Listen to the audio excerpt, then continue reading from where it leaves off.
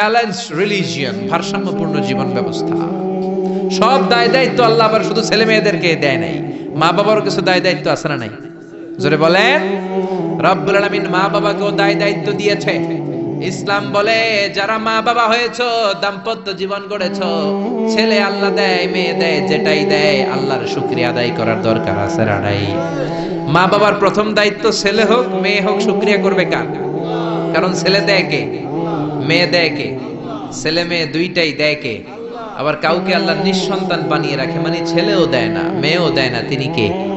জোরে বলেন। রব্বুল আলামিন বলেন ইয়াহাবু লিমান ইয়াশাউ ইনাসান ওয়া ইয়াহাবু লিমান ইয়াশাউ যুকুর। আমি যারে চাই ছেলে দেই, আমি যারে চাই তারে মেয়ে দেই, যারে চাই ছেলে মেয়ে দুইটাই দেই, আবার যারে চাই ছেলেও দেই না মেয়েও দেই না। এমন লোকও সমাজে আছে না নাই? তাহলে বাবা মার প্রথম দায়িত্ব, ছেলে হোক মেয়ে হোক আপনারে খুশি হইতে হবে।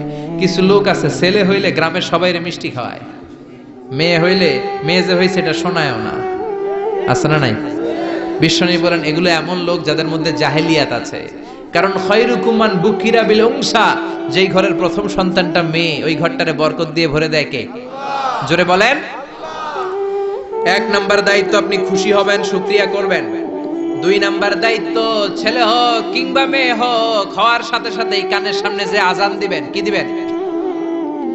আল্লাহু আকবার, আল্লাহু আকবার, আল্লাহু আকবার, আল্লাহু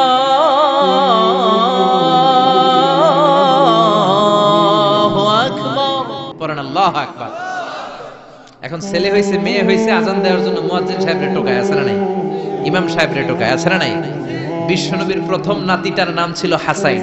দুই নাতি তো, বড় জনের নাম হাসান, ছোট জনের নাম হাসান। জন্ম হওয়ার সাথে সাথে বিশ্বনবী ঘরে ঢুকে দুই কানের মধ্যে হাত লাগিয়ে হাসানের কানের সামনে দাঁড়িয়ে বিশ্বনবী নিজে আজান দিয়েছে।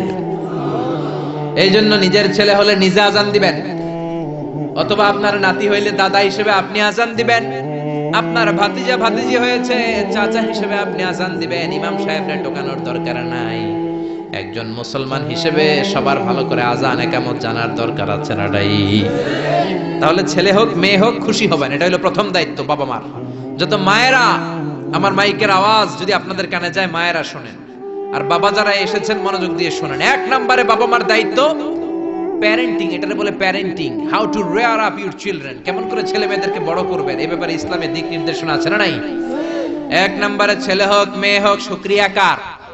দুই নম্বরে ছেলে হওয়ার সাথে সাথে মেয়ে হওয়ার সাথে সাথে আজানের দরকার আছে না নাই? তিন নম্বরে সপ্তম দিনে ছেলে হোক মেয়ে হোক আকিকা দিবেন। ছেলে হলে দুইটা ছাগল, মেয়ে হলে একটা ছাগল, সপ্তম দিনে দিবেন। কততম দিনে? অনেকে কুরবানির সাথে দেয়, কুরবানির সাথে নয়, সপ্তম দিনে দিবেন।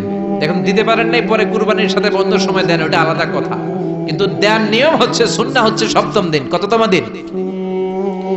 বিশ্বনবী বললেন কুল্লু গুলামিন রাহিনাতুন বিআকিকা তুযবাহু আনহু ইয়াওমা সাবিহি, প্রত্যেক বাচ্চাকে আকিকা দিতে হয় তার সপ্তম দিনে।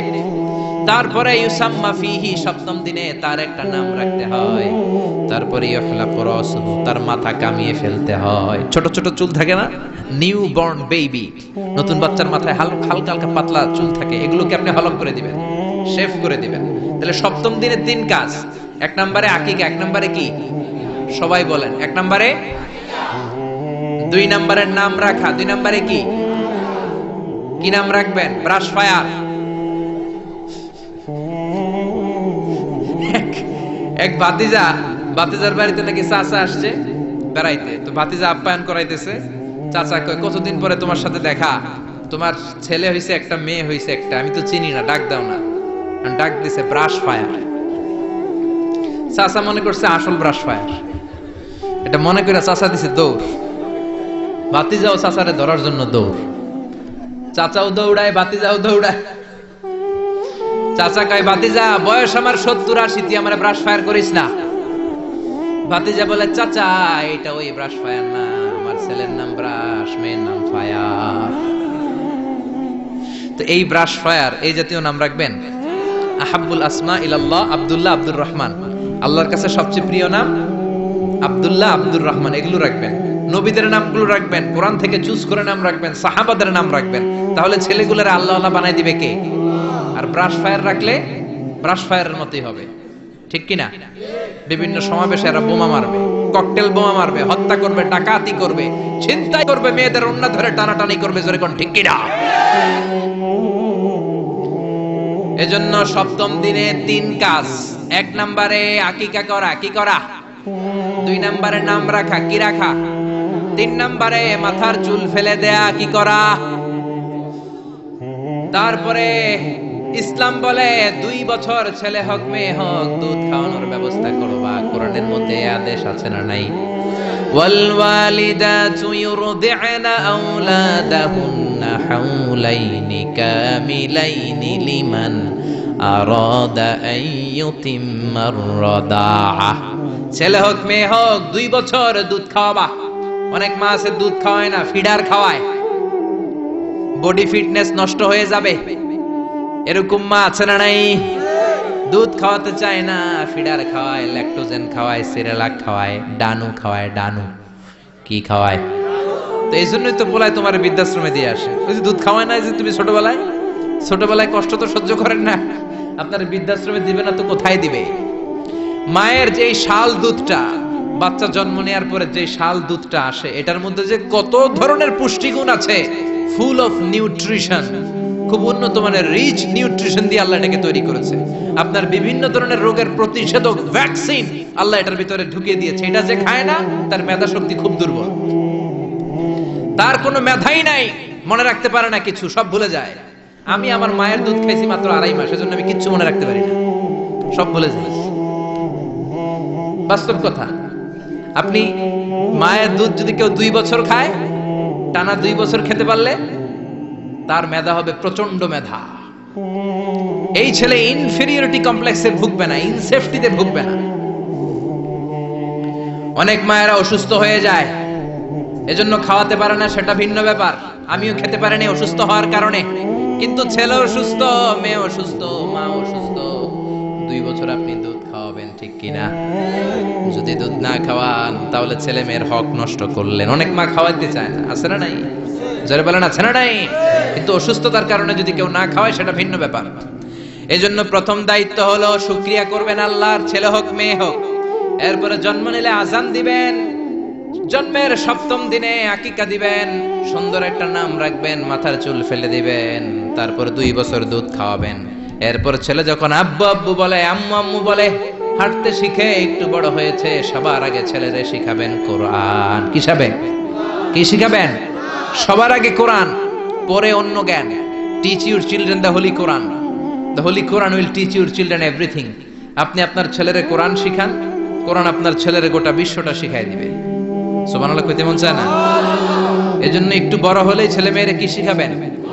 আপনি ছেলে মেয়েরে সব কিছু শিখাইলেন, কোরআনটাই শিখান নাই, তার মানে আপনি কিছুই শিখান নাই, ঠিক কি না? এরপরে ছেলে মেয়েদেরকে সময় দিবেন, তাদেরকে নিয়ে ঘুরতে যাবেন, ভালোবাসবেন। বিশ্বনবী হাসান আর হুসাইনকে আদর করতে লাগলেন। হাসানকে কোলে নেয়, হুসাইন ওঠে, আবার হুসাইনকে নিলে হাসান নামে। বিশ্বনবীর সামনে দাঁড়িয়ে রইল আকরা ইবনে হাবিস আত-তামিমি নামে সাহাবী। বিশ্বনবীর নানা নাতির এই আদর ভালোবাসা দেখে আকরা বলে, ও নবী, আমাকে আল্লাহ 10টা সন্তান দিয়েছে, একটা সন্তানকেও কোনোদিন আমি চুমা দেই না। বিশ্বনবী বললেন, বলো কি? মানলা ইয়ারহাম লা ইউরহাম। যে কারোর উপর দয়া দেখায় না, আল্লাহও তার উপর দয়া দেখায় না। যে কাউরে ভালোবাসে না, আল্লাহও তার ভালোবাসে না। যে ছোটদের আদর করে না, সে আল্লাহরও দয়া পায় না। চিল্লা এখন ঠিক কি না? এজন্য ছেলে মেয়েদেরকে সময় দিবেন। আধুনিক কিছু ফ্যামিলিতে যে সমস্যা, বাবা মা 2 জন চাকরি করে, বাবাও সকালে বের হয়ে যায়, মাও বের হয়ে যায়। যখন বের হয় তখন ছেলে মেয়ে ঘুমায়, আবার রাতে যখন ফিরে তখনও ঘুমায়। শুক্রবার ছাড়া ছেলে আর বাবার সাথে দেখাই হয় না। তো ছেলে মেয়ে মানুষ হয় কাজের মেয়ের কাছে। কার কাছে? কাজের মেয়ের কাছে। যদি আপনার ছেলে মেয়ে মানুষ হয়, এই ছেলে মেয়েগুলো কাজের মেয়ের চরিত্র নিয়ে বড় হবে, কাজের মেয়ের আচরণ নিয়েই বড় হবে। আপনার আচরণ, আপনার মধ্যে যে ভাব গাম্ভীর্য, ভদ্রতা, সুন্দর কথা বলার স্টাইল, এগুলো আপনার ছেলে মেয়েরা শিখবে না। চিৎকার করে বলেন ঠিক কি না? এরপর ইসলাম বলে, ছেলের বয়স যখন 7 হয় ছেলে মেয়ে যখন 7 বছরে পৌঁছে নামাজের আদেশ দেওয়ার দরকার আছে না নাই? মুরু সিবিয়ানাকুম বিসসালাতি ওয়া হুম সাবউ সিনিন। ছেলে মেয়ের বয়স যখন 7 নামাজের আদেশ দাও, যখন 10 ধমকায় হলেও শাসন করে হলেও নামাজে নিবা। অনেকে আদরের ছেলে ফজরের সময় ডাকতে পারে না, হুজুর অনেক আদরের ছেলে তো ফজরের সময় ডাকি না, ঘুমায় আছে, ছেলেটার ঘুম ভাঙবে। আমার ছেলে 10টায় ওঠে, 11টায় ওঠে, আদরের ছেলে তো। সকালবেলা যদি ঘরে আগুন লাগে তখন কি করবেন? ঘরে যদি ভূমিকম্প হয় কি করবেন? তখন ডাকবেন না? তো দুনিয়ার আগুন থেকে বাঁচানোর জন্য যদি ছেলেরা ডাকেন, জাহান্নামের আগুন থেকে বাঁচানোর জন্য আপনার কলিজার টুকরাটারে নামাজের জন্য ডাকার দরকার আছে না নাই? এরপরে বিশ্বনবী বললেন, ইযা বালাগাল আওলাদু 10 সিনিন ফাররিকু বাইনাহুম ফিল মাদাজি। জরুরি মাসালা জেনে নেন, কান দুইটা খরগোশের মতো খাড়া করেন। বিশ্বনবী বললেন, ছেলে কিংবা মেয়ে বয়স যখন 10 হয় বিছানা আলাদা করে দাও। ছেলে মেয়ের বয়স 10 হয়ে গেলে বাবা মেয়ের সাথে এক খাটে ঘুমাতে পারবে না। ছেলে মেয়েদের বয়স যখন 10 হয়ে যায়, মেয়ে বাবার সাথে ঘুমাতে পারবে না, ছেলের সাথে মা ঘুমাবে না, ভাই আর বোন এক বিছানায় শোবে না, ঠিক কি না? 2 ভাই এদের বিছানাও যদি আলাদা করে দেয়া যায় সেটাও ভালো। এগুলো আমরা অনেক ফ্যামিলিতে মেইনটেইন করি না, এজন্য ঝামেলা আছে না নাই? আবার বিশ্বনবী বললেন, আল্লিমু আওলাদাকুমাস সিবাহা ওয়ার রিমায়া ওয়া রুকুবাল খাইল। ছেলে মেয়েদেরকে সাঁতার শিখাও, তীর মারা শিখাও, ঘোড়ায় চলা শিখাও। সাঁতার শিখাতে বলেছে বিশ্বনবী, সুবহানাল্লাহ। ছেলেরে হাঁটা শিখায় বাবা, আব্বু হাঁটো হাঁটো হাঁটো, তুমি হাঁটো, তুমি আমার আব্বু হাঁটো। তো জমিনে হাঁটা শিখাইলেন, পোলা যদি পানিতে পড়ে তখন হাঁটাহাঁটি যাইবে কই? পানিতে হাঁটা যায়? পানিতে কি করতে হয়? সাঁতার। তো এটা শিখাইতে হবে না? বিশ্বনবী বললেন, আল্লিমু আওলাদাকুমাস সিবাহা, ছেলে মেয়েদেরকে সাঁতার শিখাও। 2 নম্বরে বললেন, আর রিমায়া। রিমায়া মানে তীরন্দাজ বাহিনী বানাও, তীর মারো। ইমাম মাহদি আসলে জিহাদের ময়দানে শরীক হওয়ার দরকার আছে না নাই? তো এখন তো তীর মারামারি নেই, কি শিখাবেন? আত্মরক্ষার কৌশল শিখাবেন। কেমন করে প্রতিকূল পরিবেশে বেঁচে থাকতে হয়, সমাজের এই সংগ্রামে কেমন করে টিকে থাকতে হয়। ছেলে মেয়ের কখনো ননির পুতুল করে গড়ে তুলবেন না, কষ্ট সহিষ্ণু করে গড়ে তুলবেন। আপনি বেঁচে থাকতেই একটু কষ্ট করে করে শিখান, তাহলে তার ক্যারিয়ারটারে ব্রাইট করে দিবে কে? 3 নম্বরে বললেন, রুকুবাল খাইল, কেমন করে ঘোড়ায় চড়তে হয় শিখাও। এখন তো ঘোড়া নাই, কেমন করে গাড়িতে চড়তে হয় শিখাইবেন, ঠিক কিনা? কেমন করে সাইকেল চালাতে হয় শিখাবেন, হুন্ডা চালাতে হয় শিখাবেন। ছেলে মেয়েদের যা শেখানো দরকার শিখাই দিবেন, তাহলে ফ্যামিলিতে বরকত দিবে কে? এরপরে বিশ্বনবী বললেন, আর নিকাহ। ছেলে কিংবা মেয়ে প্রাপ্তবয়স্ক হলে বাবা মার দায়িত্ব বিয়ে দেয়া, কি দেয়া? কিন্তু মেয়ের বয়স হয়ে গেছে 25, ছেলের বয়স 30, বিয়ে হয় না, আছে না নাই? ছেলেরা যদি জিজ্ঞেস করি বিয়ে করস না কেন, কয় হুজুর নিজের পায়ে দাঁড়ায় লই। তাহলে এতদিন কার পায়ে দাঁড়াইছো? আপনার ছেলে আপনার মেয়ে প্রাপ্তবয়স্ক হওয়ার পরে যৌবনের সময়ে যদি কোনো পাপ করে, অন্যায় করে, সময় মতো বিয়ে না দেওয়ার কারণে, তাদের পাপের কারণে ওই পাপের পার্সেন্টেজ গুনাহ আপনার আমল নামাতেও আছে না নাই? জোরে বলেন, জোরে বলেন। ছেলে মেয়েগুলো এখন চরিত্রহীন আর চরিত্রহীনা হয়ে যাচ্ছে এই পর্নোগ্রাফির ছোবলে, ইউটিউব আর ইন্টারনেটের ছোবলে। ওপেন অ্যাক্সেস, একটা শব্দ লিখে ক্লিক করতে দেরি, নেকেড ফিল্মগুলো আসতে দেরি হয় না, চিল্লা এখন ঠিক কি না? এজন্য সময় মতো বিয়ে দিয়ে দেন। উপযুক্ত মেয়ে থাকলে বিয়ের ব্যবস্থা করেন, প্রাপ্তবয়স্ক ছেলে হলে বিয়ের ব্যবস্থা করেন। সময় মতো বিয়ে করায় দিলে সমাজের অপরাধগুলো কমে যাবে, ঠিক কি না? সর্বশেষ মাতা পিতার প্রতি যে দায়িত্ব আল্লাহ দিয়েছেন সেটা হচ্ছে আল মিরাস। কোরআনের দেয়া পদ্ধতি অনুযায়ী সম্পদ বন্টন করতে হবে। কার আইন?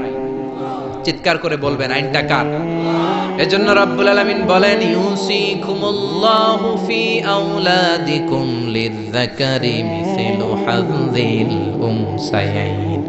আল্লাহ বললেন, দুনিয়ার সব বাবাদের জন্য স্পেশাল ভাবে আমি ওয়াজ করে দিলাম, ছেলের সম্পদের যতটুকু দিবা মেয়েরে দিবা অর্ধেক। কার আইন? ছেলেরে 10 লাখ দিলে মেয়েরে কয় লাখ? ছেলেরে 20 কানি জমি দিলে মেয়েরে? বিধানটা কার? উল্টাপাল্টা করা যাবে? তাহলে ছেলে মেয়েদের জন্য যেমনি আল্লাহ ফরজ করে দিলেন ওয়াবিল ওয়ালিদাইনি ইহসানা, আল্লাহর ইবাদতের পরে মাতা পিতার খেদমত করবা, ইহসান করবা, মাতা পিতাদের উপরও এই নিয়মগুলো আবশ্যক করে দিয়েছে কে? চিল্লায় বলেন। এজন্য ছেলে মেয়েরা পালন করবে তাদের দায়িত্ব, মাতা পিতারা দায়িত্ব পালন করবে তাদের দায়িত্ব। তাহলে এই সমাজটাকে জান্নাতের সমাজ বানায় দিবে কে? চিল্লায় বলেন কে? আল্লাহ তাআলা আমাদের এই কোরআনের বিধানগুলো মেনে নিয়ে আমাদের সমাজটাকে জান্নাতি সমাজ